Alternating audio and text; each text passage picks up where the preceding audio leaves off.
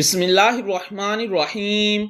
अस्सलामुअलैकुम फ्रेंड्स, आज के दुबई के ताज़ा तरीन गोल्ड रेट्स के साथ मैं आपकी खिदमत में हाजिर हूँ। इंटरनेशनल मार्केट में गोल्ड की कीमत में $17 फी औंस का इजाफा हुआ है। इससे अब इंटरनेशनल मार्केट $2644 फी औंस पर पहुंच गई है। दुबई और यूएई में भी गोल्ड की कीमत में इजाफा देखने में आया है।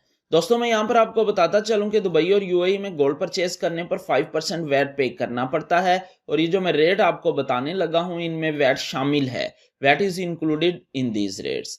आज दुबई में फी औंस सोने की कीमत है 10,188.70 दिरहम फी किलोग्राम यानी 1 kg। सोने की कीमत है 3,27,609 दिरहम। 18 कैरेट गोल्ड की फी ग्राम कीमत है 245.71 दिरहम। 18 कैरेट गोल्ड की फी 10 ग्राम कीमत है 2,457.7 दिरहम। 18 कैरेट गोल्ड की फी तोला कीमत है 2,865.93 दिरहम।